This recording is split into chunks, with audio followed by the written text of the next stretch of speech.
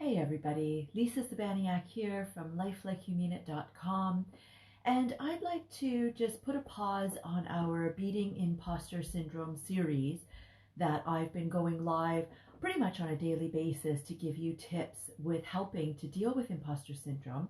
And before that, it was coping with anxiety.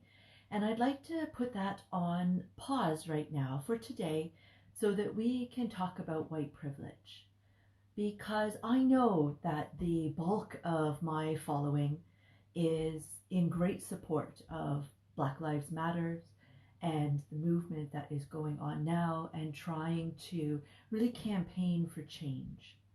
And I also know that there are some people that seem to be against it. And while I completely understand that some of those people may actually be full-on racist, I also believe that a lot of those people just get confused. They don't actually, they're looking at the situation from their own perspective, as we all do with everything, and they're just not seeing the bigger picture.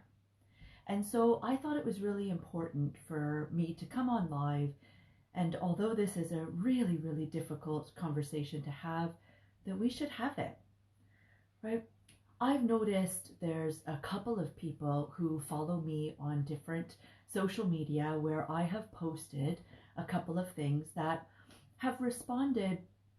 First of all, talking about, I put a post up talking about the equality of all people, that everybody deserves to feel safe and respected, and that we all have the right to be able to leave our homes and go about our daily lives without threat of violence and certainly death. And really that while I, as a woman, understand to a certain extent what it's like to have to figure out my day, right? I'm sure other women that are watching this know exactly what I'm talking about, that we actually plan out whether or not we can go to an event or a big city or hang out with our friends before coronavirus, of course, because we've got to actually think about how we're going to get home and what time it is in the day when we go to come home and whether or not it's really going to be safe to do so. And so I understand, as do all women everywhere, that we don't necessarily have the luxury of just walking out of our house and doing whatever we want to do without the threat of violence or something happening that we would not want to happen.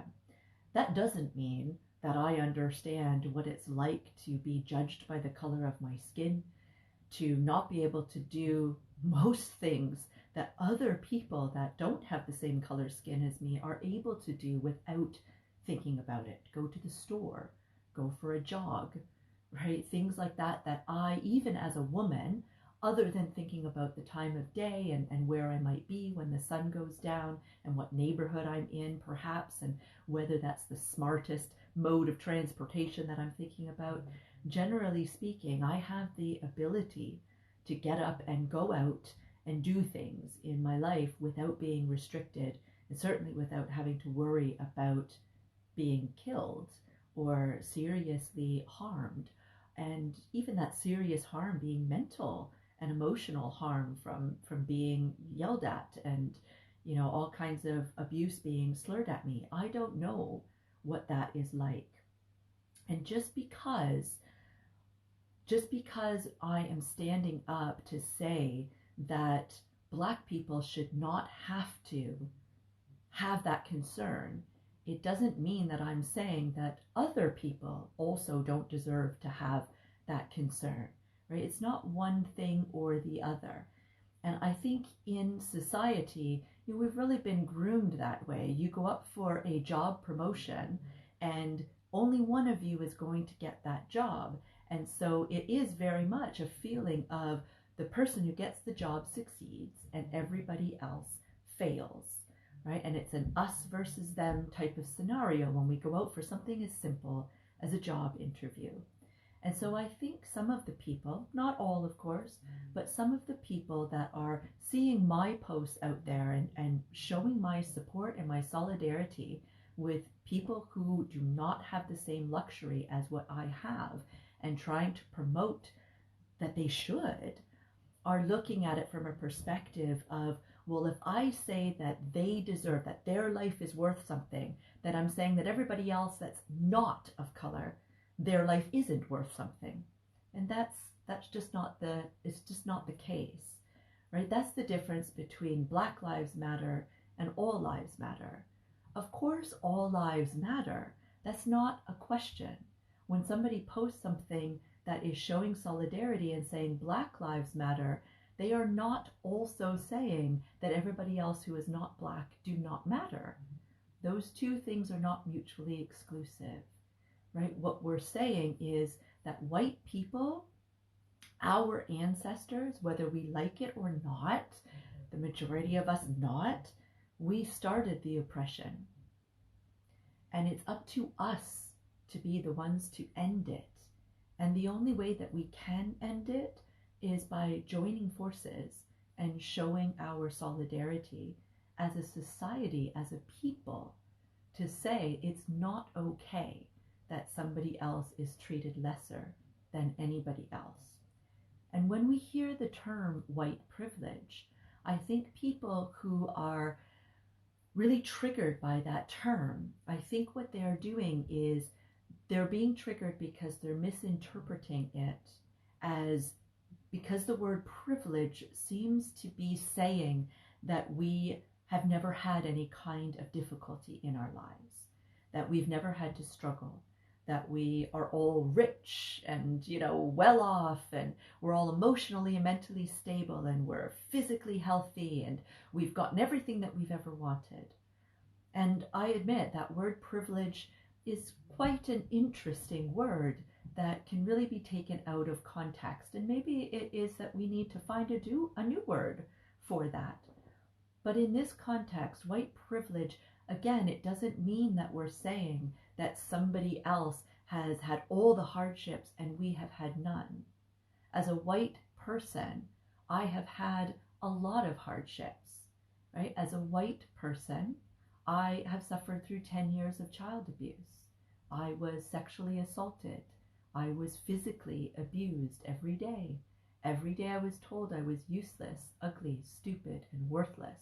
I was never going to mean anything to anybody. I was never going to make anything of my life.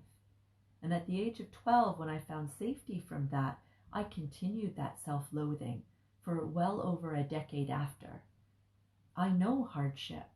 I know what it's like to want to take my life to make that pain end.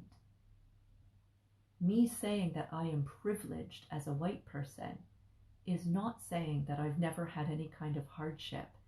It's not putting myself down here and saying my life has been absolutely fabulous, there's been nothing wrong whatsoever, and all of the other people that I'm standing up for in solidarity, they're way over here.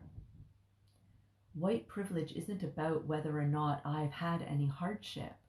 White privilege is about the fact that there are simply some things that I don't have to think about because of the color of my skin, that I don't have to worry about in my life, in my husband's life, in my children's lives, in my mom's life, and all of my family and my loved ones who are white. I do not have to worry about some things happening to them that I would have to worry about if their color of their skin was different from mine, right? That's what white privilege is. It is not saying that my life was beautiful, right? I have a beautiful life that I've worked extremely hard to have as a choice to have this particular life. I didn't have a choice on whether or not I was abused for 10 years as a child. And people who have black skin don't have a choice on changing the color of their skin. The choices that they have to be able to stay safe and stay alive are not going to the store, not asking a police officer for help, not going for a jog, not walking around their own neighborhood to get some exercise in the middle of COVID-19.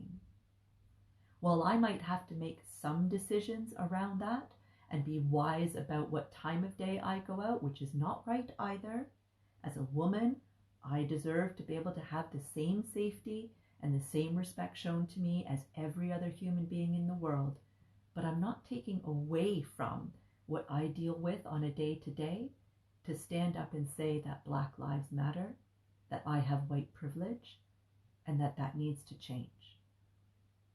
I hope that all makes sense.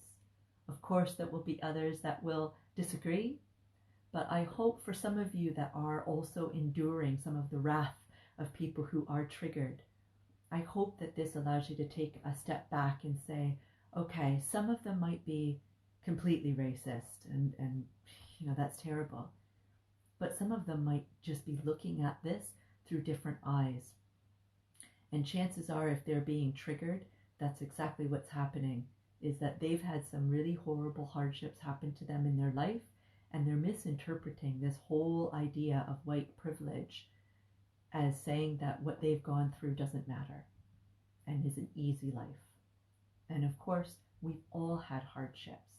This isn't about making that go away or marginalizing whatever anybody else has been through.